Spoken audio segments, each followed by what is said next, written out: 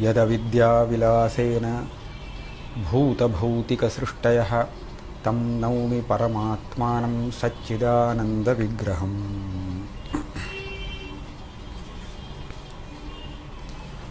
तानि प्रमाणानि षट् प्रत्यक्ष अनुमान उपमान शब्द अर्थापत्ति अनुपलब्धि भेदा।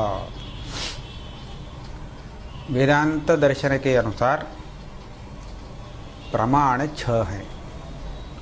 प्रत्यक्ष प्रमाण, अनुमान प्रमाण, उपमान प्रमाण, शब्द प्रमाण, अर्थापत्ति प्रमाण, अनुपलब्धि प्रमाण। यहाँ प्रमाण शब्द का अर्थ प्रमाकरण, यह अर्थ लेना है। तो प्रमा 6 तरह की है। प्रत्यक्ष प्रमा, अनुमिति प्रमा, उपमिति प्रमा, शाब्द प्रमा, अर्थापत्ति प्रमा, अनुपलब्धि प्रमा।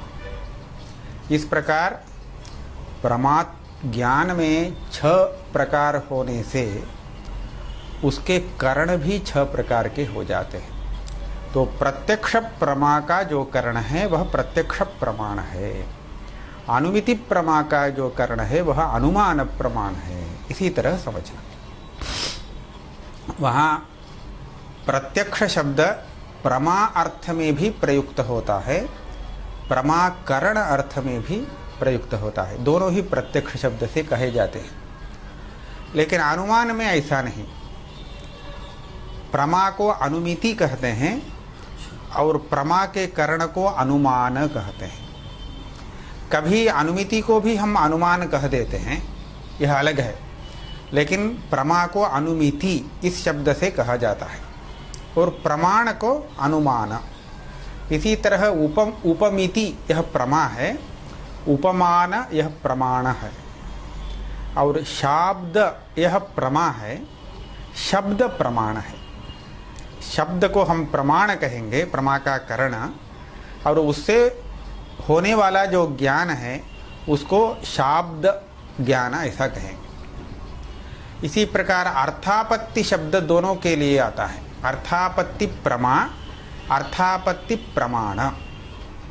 अनुपलब्धि के लिए भी इसी तरह है। अनुपलब्धि प्रमा, अनुपलब्धि प्रमाण। वैसे प्रमा को हम अभाव प्रमा ऐसा कहेंगे। इसका आगे निरूपण होगा।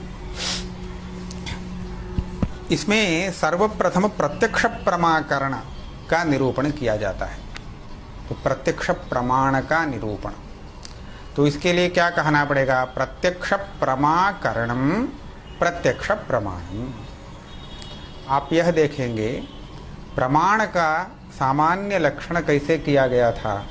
प्रमा का जो करण होता है वह प्रमाण होता है। प्रमायाः करणम प्रमाणम।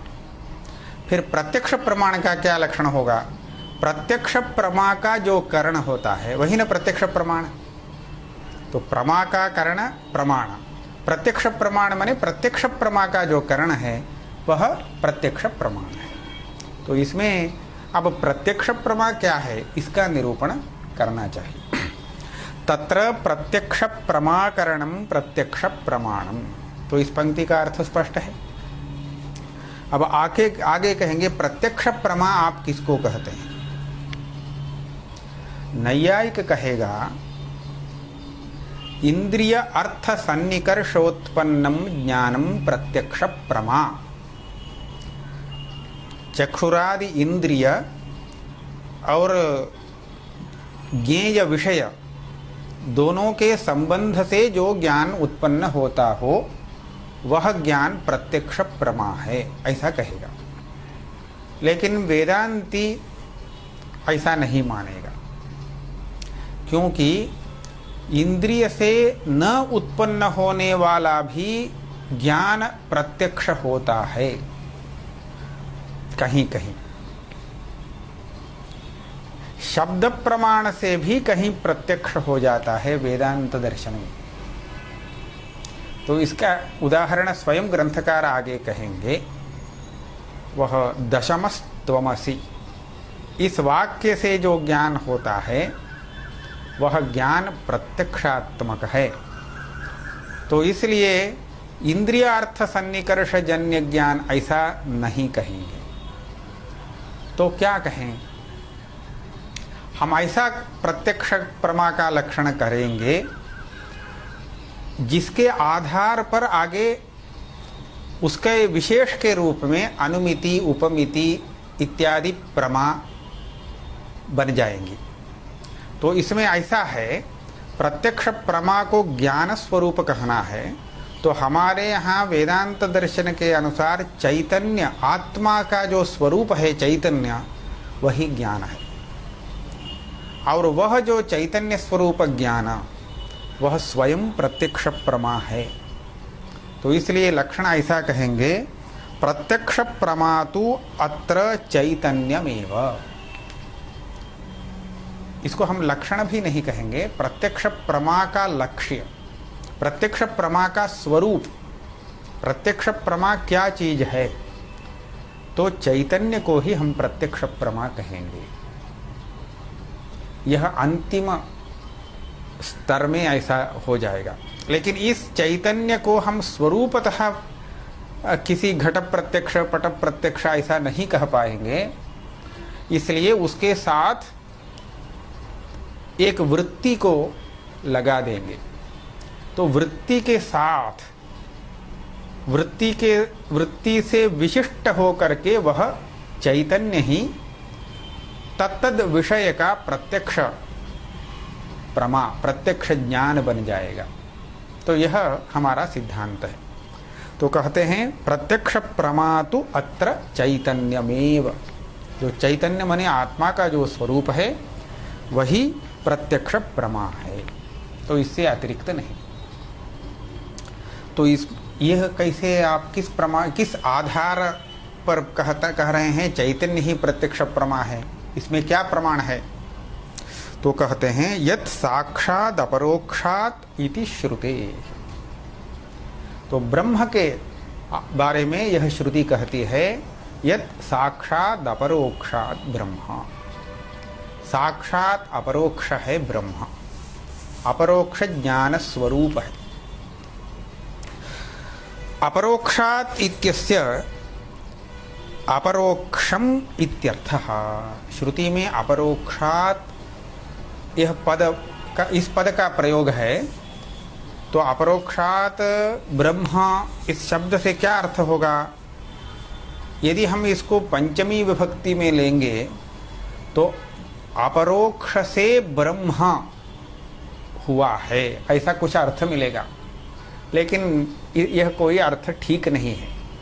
इसलिए ग्रंथकार कहते हैं अपरोक्षात, इसका अर्थ अपरोक्षम यही है। तो अपरोक्षम ब्रह्म, ब्रह्म ही अपरोक्ष ज्ञानात्मक है, यह श्रुति का अर्थ हुआ। तो अपरोक्षात ऐसा रूप कैसे आया? तो हम कहेंगे यह छांदस रूप है। तो वैदिक प्रक्रिया के अनुसार वो प्रथमा के स्थान में, प्रथमा विभक्ति के स्थान में आत ऐसा आदेश होकर के अपरोक्षात ऐसा रूप बना है। अर्थ तो अपरोक्षम है। यह कह रहे हैं अपरोक्षात इत्यस्य अपरोक्षम इत्यर्थः। तो इससे क्या हुआ? अपरोक्ष ज्ञान ब्रह्म स्वरूप है, यह इस श्रुति से अर्थ मिला। साक्षात अपरोक्षात ब्रह्म, तो यही प्रमाण है प्रत्यक्ष प्रमा तु अत्र चैतन्यमेव, ऐसा कहने के लिए। ऐसा कहने, इतने इसके ऊपर एक प्रश्न आता है। यहाँ पूर्व पक्ष यह आता है ननु चैतन्यम अनादि। यदि आप अपरोक्ष प्रमा चैतन्य को मानेंगे तो चैतन्य तो अनादि है, तो अपरोक्ष प्रमा अर्थात प्रत्यक्ष प्रमा भी अनादि बन जाएगी। हाँ, तो क्या हुआ? इसका कोई कारण नहीं बन सकेगा। कारण, हम उस प्रमा का कारण माने प्रमा का कारण विशेष।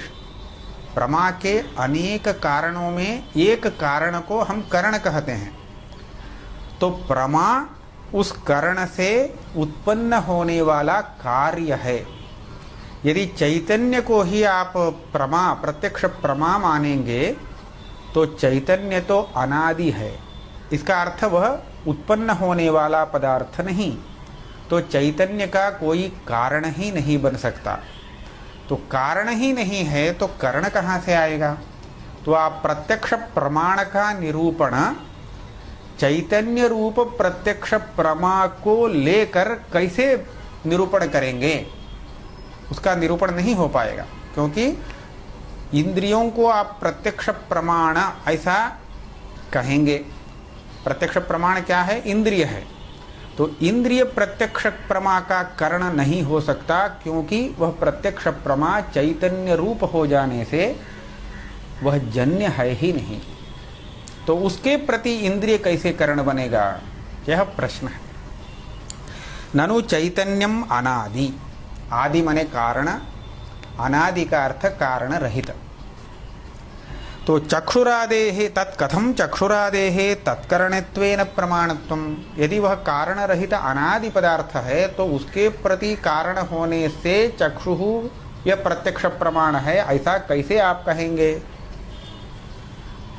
इस पूर्व पक्ष का उत्तर देते हैं, उच्यते चैतन्यस्य अनादित्वेपि तदभिव्यंजक अंतःकरण वृत्ति इंद्रिय सन्निकर्षादिना जायते इति वृत्ति विशिष्टं चैतन्यम आदिमत् इति उच्यते।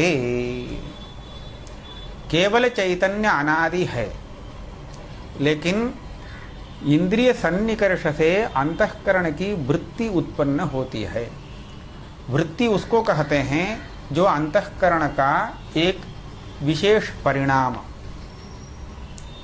अंतःकरण इंद्रिय के द्वारा विषय के साथ संबद्ध हो करके एक विशिष्ट परिणाम को लेता है, उसका एक परिणाम बनता है, तो वह परिणाम विशेष वृत्ति शब्द से यहाँ कहते हैं।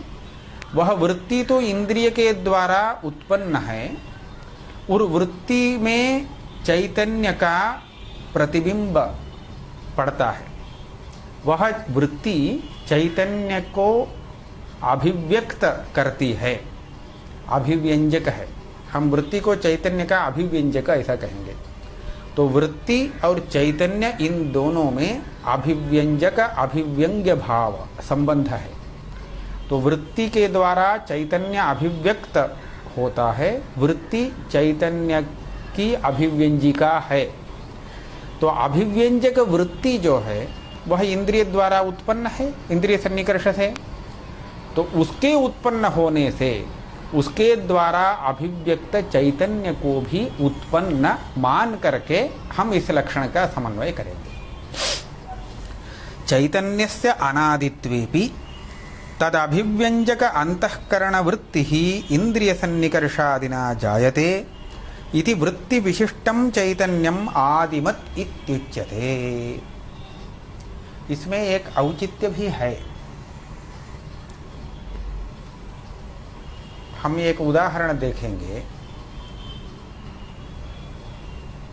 आज हिमालय विद्यमान है,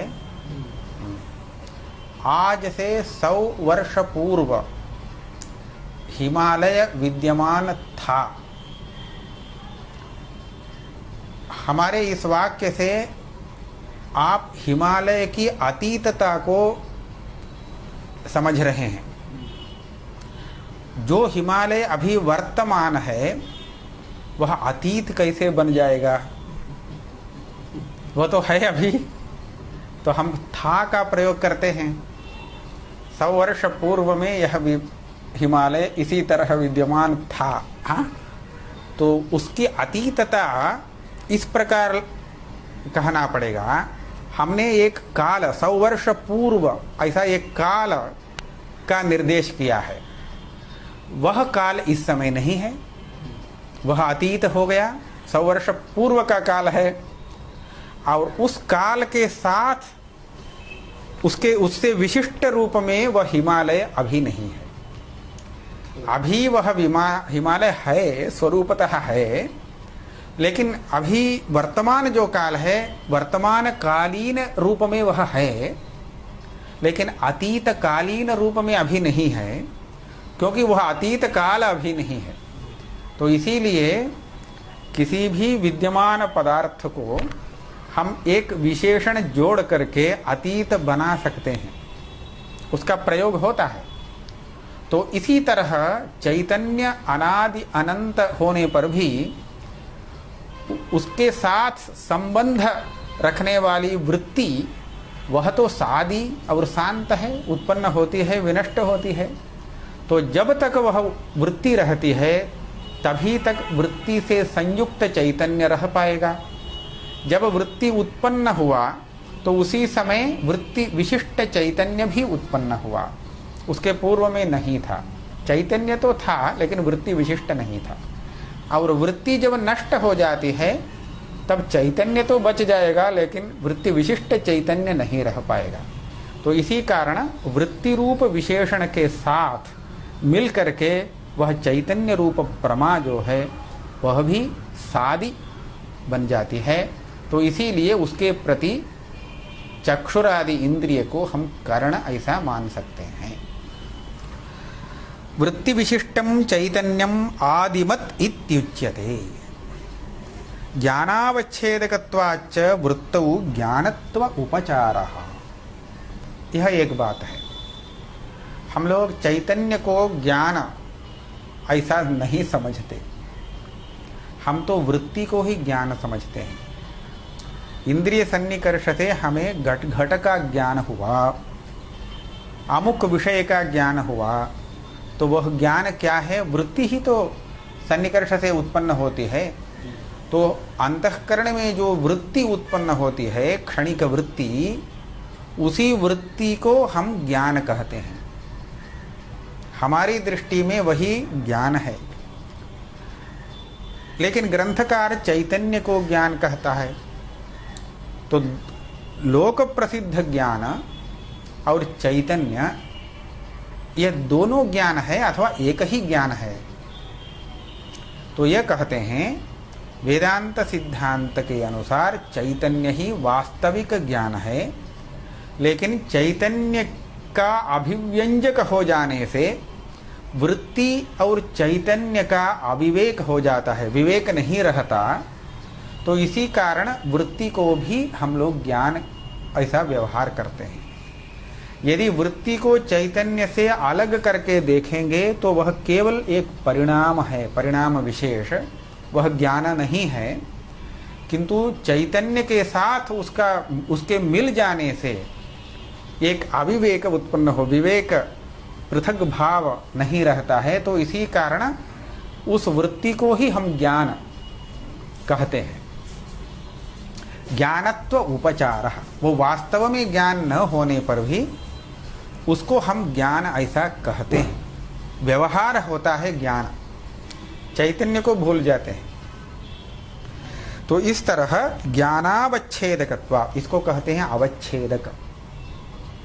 अवच्छेदक होने, ज्ञान का अवच्छेदक होने से अवच्छेदक को भी हम ज्ञान कहते हैं।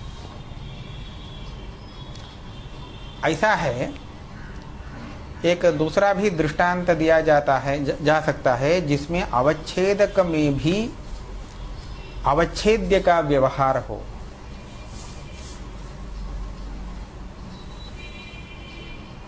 हम अपने शरीर में सुख और दुख का अनुभव करते हैं। सुख अथवा दुख इस स्थूल शरीर का धर्म नहीं है। स्थूल शरीर में सुख अथवा दुख होते नहीं। सुख और दुख यह तो नैयायिक मत में आत्मा का विशेष गुण है, तो शरीर में रहने वाला नहीं है। लेकिन व्यवहार ऐसा होता है, शिरसि में वेदना, पादे में दुख, सुखम, ऐसा भी कहता है ना, मेरे पैर में दर्द है, सिर में बहुत सुख है, इत्यादि भी व्यवहार हो जाता है। सिर में कैसे सुख हो सकता है? सुख तो जब आत्मा का धर्म है, सिर तो आत्मा का नहीं, वह तो शरीर का एक अवयव है। पैर शरीर का एक अवयव है, वो आत्मा नहीं है। तो पैर में दर्द अथवा सिर में दर्द ऐसा कैसे कहा जा सकता है? तो कहेंगे आत्मा में जो सुख अथवा दुख है उसका अवच्छेदक है यह पैर, शरीर इत्यादि अवयव, ऐसा नैयायिक मानते हैं। तो शरीर आत्मा में यह दुख कहाँ पर है, यह पूछने पर कहना पड़ेगा इस शरीर का ये जो सिर भाग है उस भाग में आत्मा में सुख अथवा दुख है, दर्द है, ऐसा कहेंगे। तो उस सुख का, आत्मा में रहने वाले सुख का अवच्छेदक मात्र है यह शरीर अथवा सिर, पाद, किंतु व्यवहार होता है सिर में वह सुख है अथवा दुख है, यह व्यवहार होता है। तो इसी तरह वृत्ति को हम ज्ञान का अवच्छेदक जब मानते हैं तो उस वृत्ति में ही ज्ञान का व्यवहार होने लगता है। तो इसको उपचार, ये वास्तव नहीं है लेकिन इसको हम उपचार ऐसा कहें, भ्रम है। उपचार माने विवेक पूर्वक जब हम व्यवहार करते हैं तब तो उपचार कहा जाता है, लेकिन यहाँ कोई विवेक ही नहीं है, चैतन्य और वृत्ति का विवेक सामान्य मनुष्य के लिए नहीं है, तो इसलिए हम कहेंगे अविवेक से ऐसा व्यवहार होता है। तो इसके प्रमाण के रूप में विवरण ग्रंथ का उल्लेख करते हैं, तदुक्तम विवरणे। विवरण एक ग्रंथ है, ब्रह्मसूत्र शांकर भाष्य पर पद्मपादाचार्य का पंचपादिका नामक टीका है। पंचपादिका टीका पर प्रकाशात्मयति का विवरण नामक व्याख्यान है, तो उसको विवरण कहते हैं। तो विवरणाचार्य ने कहा है अंतःकरण वृत्तौ ज्ञानत्व उपचारादिति। अंतःकरण की जो वृत्ति है उसी को हम उपचार से ज्ञान कहते हैं, ज्ञानत्वोपचार। वो वास्तव में ज्ञान नहीं है लेकिन हमारी दृष्टि में वह ज्ञान है। यह हो गया। इसके बाद दूसरा पूर्व पक्ष है, प्रश्न है, ननु निरवयवस्य अंतःकरणस्य परिणामात्मिका वृत्ति कथम? चैतन्य अनादि है, तो अनादि को सादि बनाने के लिए उसके साथ एक सादि वृत्ति को आपने संयुक्त कराया। वह वृत्ति क्या चीज है? तो अंतःकरण का परिणाम विशेष, ऐसा आपने बताया। अब यहाँ यह पूर्व पक्ष है, अंतःकरण क्या चीज है? नैयायिक मन शब्द से जिसको कहता है वही है अंतःकरण, मन को ही अंतःकरण कहा जाता है। नैयायिक सिद्धांत के अनुसार मन अणु परिमाण वाला होता है, परमाणु स्वरूप है मन, उसके कोई अवयव नहीं, परमाणु के अवयव नहीं रहते। तो अंतःकरण हुआ निरवयव। जो निरवयव पदार्थ है उसका परिणाम होता नहीं, यह व्याप्ति है लोक में। कहीं आप कोई किसी परिणाम को देखते हैं तो जिसमें वह परिणाम होता है वह पदार्थ अवश्य ही सावयव होता है। कोई फल आप देखते हैं तो फल आज जैसा है ऐसा ही कल नहीं रहेगा, उस फल के एक कोने में थोड़ा सा परिणाम दिखेगा। वो देखिए फल संपूर्ण एक साथ परिणत नहीं होता, वह सावयव पदार्थ है, इसीलिए उसका एक एक अवयव में थोड़ा थोड़ा परिणाम होता है, यह दिखता है। तो परिणाम सावयव द्रव्य का ही देखा गया है, और अंतःकरण मन जो है इसको निरवयव ऐसा मानते हैं तार्किक। निरवयव अंतःकरण वृत्ति के रूप में परिणत कैसे होगा, यह प्रश्न है। ननु निरवयवस्य अंतःकरणस्य परिणामात्मिका वृत्ति ही कथम? इसका समाधान देते हैं, इत्थम न तावत् अंतःकरणं निरवयवं सादिद्रव्यत्वेन सावयवत्वात्। उत्तर यह है, हम अंतःकरण को निरवयव नहीं मानते। नैयायिक जो परमाणु रूप मन स्वीकार करता है वह हमारे यहाँ नहीं है। हम उसको मन अथवा अंतःकरण नहीं कहते। हमारा अंतःकरण और मन यह तो सादित द्रव्य ही है। इसमें क्या प्रमाण है? तो कहते हैं अंतःकरण निरवयव नहीं है, इसके लिए एक अनुमान प्रमाण दिखाता है ग्रंथकार। न तावद अंतःकरणम निरवयवम सादिद्रव्यत्वेन सावयवत्वात्। तो यहाँ अनुमान का आकार ऐसा हम कहेंगे, अंतःकरणम न निरवयवम सादिद्रव्यत्वात्। सादि माने आदि, उत्पत्ति, उत्पत्ति उत्पन्न होने वाला द्रव्य है, इस कारण अंतःकरण निरवयव नहीं बन सकेगा। हमारी व्याप्ति है यत्र यत्र सादित द्रव्यत्वम तत्र तत्र सावयवत्वम। तो घट देखते हैं, उत्पन्न होने वाला द्रव्य है। सादित द्रव्य माने उत्पन्न होने वाला द्रव्य। उत्पन्न होने वाला जो द्रव्य है वह सावयव होता है, निरवयव नहीं, ऐसा हम देखते हैं। तो अंतःकरण भी उत्पन्न होने वाला एक द्रव्य है, तो इसी कारण उसको भी सावयव होना चाहिए, वह निरवयव नहीं हो सकता, ऐसा अनुमान करते हैं। सादित द्रव्यत्वात् ऐसा क्यों कहते हैं? केवल द्रव्यत्वात् इतना ही पर्याप्त है कि नहीं? तो यह पर्याप्त नहीं, इसमें व्यभिचार दोष आ जाएगा। नैयायिक की दृष्टि में परमाणु जो है वो भी द्रव्य हैं, लेकिन वो निरवयव है, सावयव नहीं, परमाणु होने के कारण।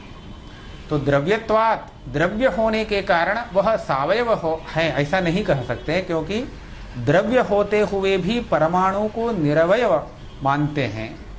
तो इसलिए सादित द्रव्यत्वात् ऐसा कहा।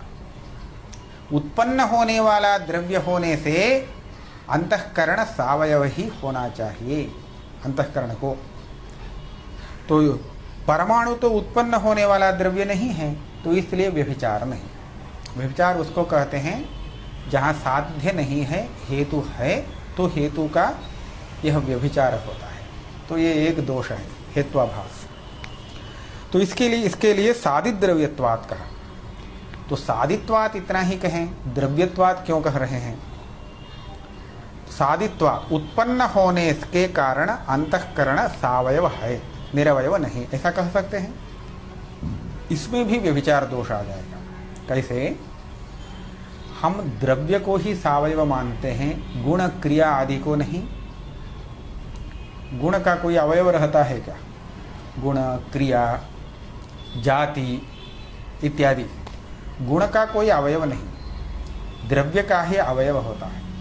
तो उत्पन्न तो गुण भी होता है, तो सादित्व यह गुण में भी रहता है, क्रिया में भी रहता है, लेकिन वहाँ सावयवत्व साध्य नहीं रहता, इसलिए व्यभिचार दोष आ जाता है। तो इस दोष को वारण करने के लिए द्रव्यत्वात् यह भी लगा है। तो सादि होते हुए द्रव्य होने के कारण इस प्रकार द्रव्यत्व विशेषण से गुण, क्रिया इत्यादि से व्यभिचार को हटा दिया,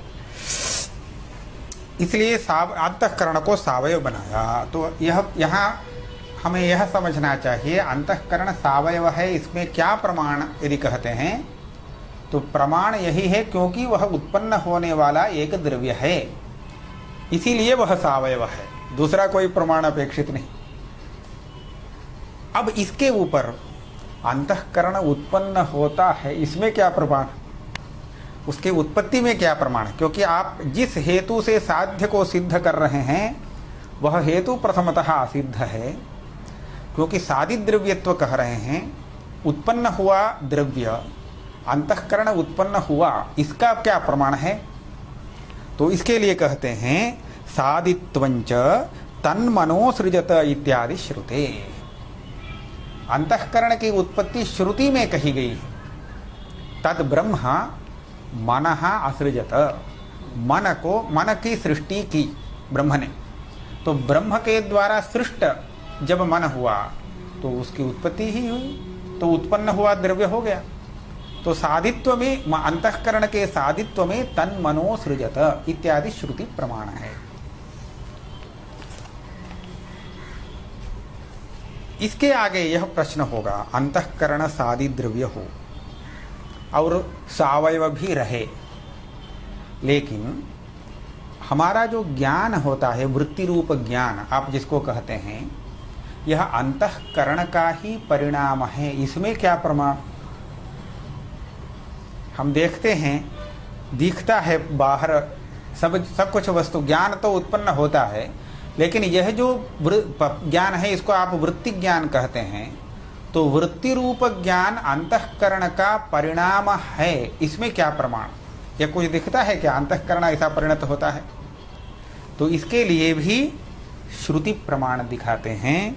वृत्ति रूप ज्ञानस्य मनोधर्मत्वे च काम संकल्पो विचिकित्सा श्रद्धा अश्रद्धा धृति अधृति ह्रीहि धीहि भीहि इत्येतत् सर्वं मन एव इति श्रुतिः मानम्। धी शब्देन वृत्ति रूप ज्ञानाभिधानात्। यह ग्रंथ आया, बृहदारण्यक श्रुति है। यह कहती है एतत् सर्वं मन एव। अभी ये काम, संकल्प, विचिकित्सा माने संशय, श्रद्धा और अश्रद्धा, श्रद्धा के ठीक विपरीत वृत्ति को हम अश्रद्धा कहते हैं। श्रद्धा का अभाव अश्रद्धा नहीं, विरोधी वृत्ति है श्रद्धा अश्रद्धा। धृति अधृति, धैर्य और अधैर्य, धैर्य का अभाव केवल अधैर्य नहीं, उसकी विपरीत वृत्ति है। ह्री ही लज्जा, धी ही मने ज्ञान और भी ही भय इत्यादि कह के इत्येतत् सर्वम, ये सभी मन ही है। एतत् सर्वम मन एव, ये सब मन है। कैसे? श्रुति का यह तात्पर्य है,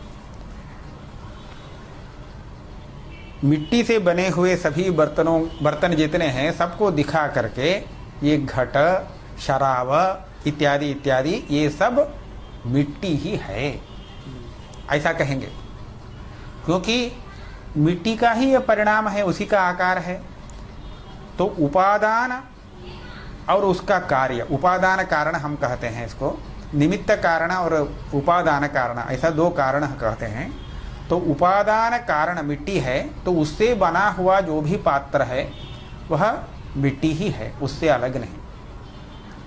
इसी तरह यदि काम, संकल्प, इच्छा इत्यादि सब मन का ही परिणाम हो, तब यह श्रुति संगत बनेगी, मन ही है यह सब। तो इस श्रुति के आधार पर हम यह समझते हैं, ज्ञान, धी शब्द भी यहाँ आया है, धी मने ज्ञान, धी शब्द ज्ञान का पर्याय है। तो यह जो अंतःकरण वृत्ति रूप ज्ञान है वह मन का ही परिणाम है, ऐसा इस श्रुति के आधार पर सिद्ध होता है। तो मन का परिणामात्मक वृत्ति, वृत्ति ज्ञान अंतःकरण का परिणाम है, इसके लिए प्रमाण यही श्रुति है।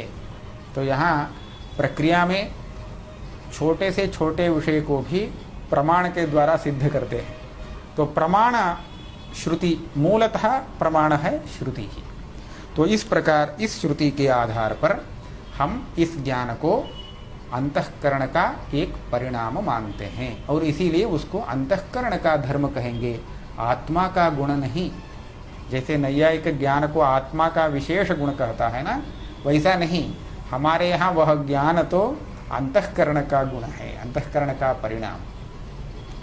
और यहाँ धी शब्देन वृत्ति रूप ज्ञानाभिधाना, इस श्रुति वाक्य में धी ही ऐसा एक शब्द का प्रयोग है। इस धी शब्द से हम वृत्ति रूप ज्ञान को लेंगे।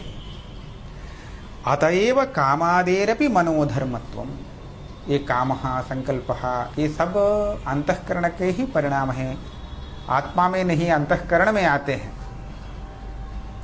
तो इसलिए ये सभी अंतःकरण के धर्म हैं। इसमें भी यही श्रुति, ये तो प्रासंगिक है। प्रकृति में तो हमारा वृत्ति ज्ञान है, वृत्ति ज्ञान अंतःकरण का ही है, आत्मा का नहीं। तो इसके कहने के लिए यह श्रुति प्रमाण लाया। तो इसके आधार पर यह भी सिद्ध हुआ काम इत्यादि भी उसी के धर्म हैं, आत्मा के नहीं। अब आगे प्रश्न है, ननु कामादेहे अंतःकरण धर्मत्वे अहम इच्छामि अहम जानामि अहम बिभेमि इत्याद्यनुभवः आत्मधर्मत्वम् अवगाहमानः कथम उपपद्यते। ऐसा है, अहम जानामि ऐसा व्यवहार होता है। जानामि इसका अर्थ अहम माने मैं, जानामि का अर्थ मैं ज्ञानवान हूँ। अहम बिभेमि, बिभेमि का अर्थ है अहम भयवान अस्मि, मुझे भय है, मुझे ज्ञान हुआ है, मुझे इच्छा है। तो ये जो अनुभव है ये सर्वलोक प्रसिद्ध है ना, सभी लोग ऐसा ही व्यवहार करते हैं। तो इससे क्या मालूम पड़ता है, यह ज्ञान इच्छा भय इत्यादि अहम अर्थात आत्मा के हैं। और आप एक श्रुति प्रमाण दिखा करके कह रहे हैं वो तो अंतःकरण का ही है।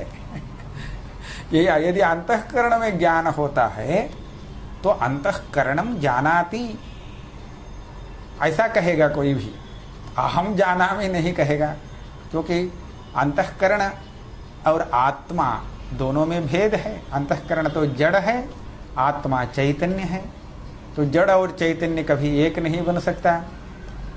अतः ये काम संकल्पो विचिकित्सा इत्यादि को आप अंतःकरण में बैठा देंगे तो आत्मा में नहीं रहेगा वह, तो अहम जानामि अहम इच्छामि अहम बिभेमि इत्यादि अनुभव किस प्रकार उपपन्न होंगे, यह प्रश्न है। इत्यादि अनुभव आत्मधर्मत्वम् अवगाहमानः, ये अनुभव तो काम संकल्प इच्छा भय इत्यादि को आत्म मेरे में है, मुझ में है, तो यह न पता चलता है।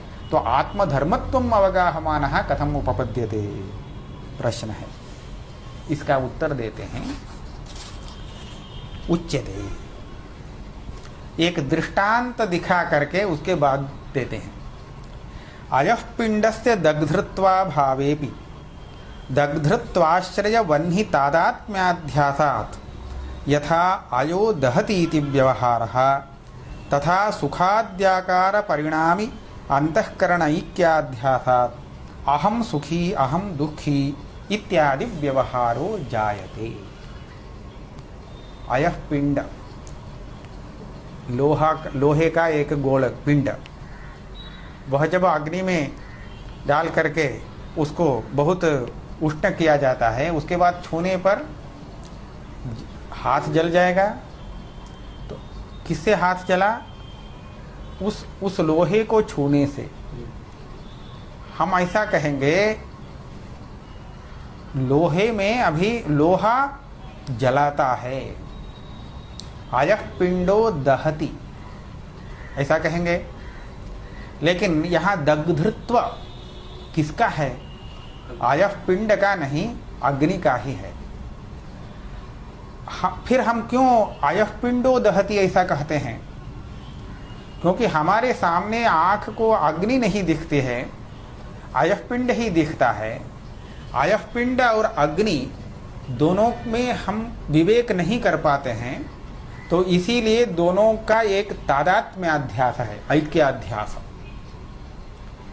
दाह करने वाला, दाह कर्तृत्व रूप धर्म अग्नि का है, उस अग्नि के साथ अयः पिंड का ऐक्य बन गया भी, तो दाह कर्तृत्व भी अयः पिंड में आ गया अब। तो इसलिए हम कहते हैं अयः पिंड अत्यंत उष्ण है, जलाता है इत्यादि कहते हैं। अयः पिंडो दहति, नहीं तो अयः पिंड कैसे उष्ण हो जाएगा, वह कैसे जलाएगा? तो इसी तरह अंतःकरण में ज्ञान इच्छा इत्यादि है, उस अंतःकरण और आत्मा का अभेदाध्यास है, तादात्म्याध्यास, अविवेक होने के कारण। तो इस प्रकार जब तादात्म्याध्यास हुआ तो अंतःकरण के जो भी धर्म हैं वो सभी धर्म अब आत्मा में दिखते हैं। तो इसीलिए अंतःकरण में जब ज्ञान हुआ तो वह ज्ञान आत्मा में दिखता है, क्योंकि अंतःकरण और आत्मा का कोई विवेक नहीं, अविवेक से तादात्म्य भ्रम हुआ है। तो इसी तरह ज्ञान इच्छादि का जो वास्तव आश्रय है, उस आश्रय अंतःकरण तादात्म्याध्यास हो जाने से आत्मा में ज्ञान इच्छा भय इत्यादि दिखते हैं, वास्तव में उसमें नहीं है। अयः पिंडस्य दग्धृत्वा भावेपि, अयः पिंड का दग्धृत्व यह धर्म नहीं है, क्योंकि पूर्व में और पश्चात में नहीं रहता है। दग्धृत्व है वह्नि का धर्म, तो दग्धृत्व आश्रय जो वह्नि, उस वह्नि का तादात्म्याध्यासात, उसका तादात्म्याध्यास अयः पिंड के साथ है, तो इसीलिए अयो दहति ऐसा व्यवहार है। और तथा सुखाद्याकार परिणाम, अब कामाद्याकार भी लीजिए, ज्ञान उसका सभी उसी के धर्म हैं, अंतःकरण के सुख दुख भी उसी के हैं। तो ज्ञान सुख इत्यादि आकार में परिणत होने वाला जो अंतःकरण है, इस आकार परिणाम को प्राप्त करने वाला जो अंतःकरण है, उस अंतःकरण के साथ आत्मा का ऐक्याध्यास होने से हम अध्यास इस शब्द का प्रयोग भ्रम अर्थ में कहते हैं। यहाँ अध्यास अध्यास भ्रम, विवेक न होने से फिर अभेद का अध्यास माने भ्रम हो जाता है।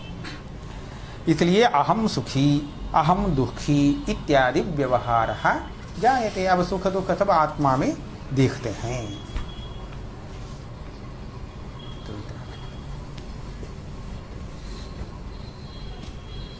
अवच्छेदक